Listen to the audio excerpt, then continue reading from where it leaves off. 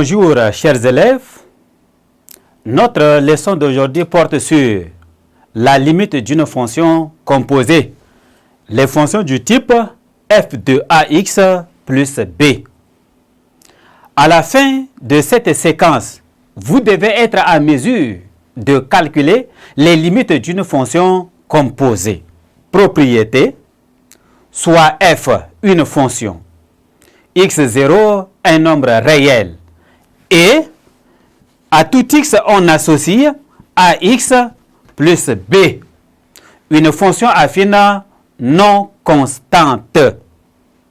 La fonction à tout x on associe f de ax plus b admet une limite en x0 si et seulement si f admet une limite en ax0 plus b.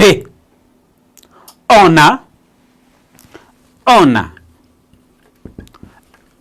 limite lorsque x tend vers x0 de a de x ax plus b est égal à la limite lorsque x tend vers ax0 plus b de f de t.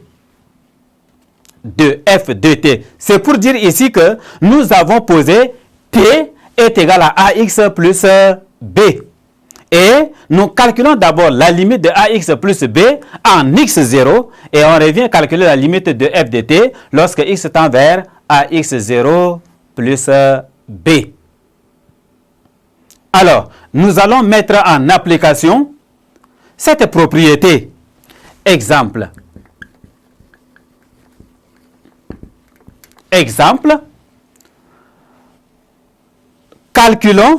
Calculons la limite. Lorsque x tend vers moins 2 de 2x plus 7, le tout exposant 4.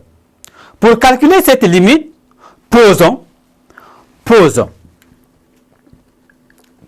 t est égal à 2x plus 7. T est égal à 2x plus 7 et f de t est égal à t exposant 4. Nous allons calculer la limite de 2x plus 7 en moins 2. On a limite. Lorsque x tend vers moins 2 de 2x plus 7 est égal à, en remplaçant le x par moins 2, on aura moins 4 plus 7 qui est égal à 3. Donc, limite. Lorsque x tend vers moins 2 de 2x plus 7 exposant 4 est égal aussi à la limite lorsque t tend vers 3 de t exposant 4. Ceci est égal à 3 exposant 4 qui est égal à 81. Autrement dit, la limite de 2x plus 7 exposant 4 lorsque x tend vers moins 2 est égal à 81.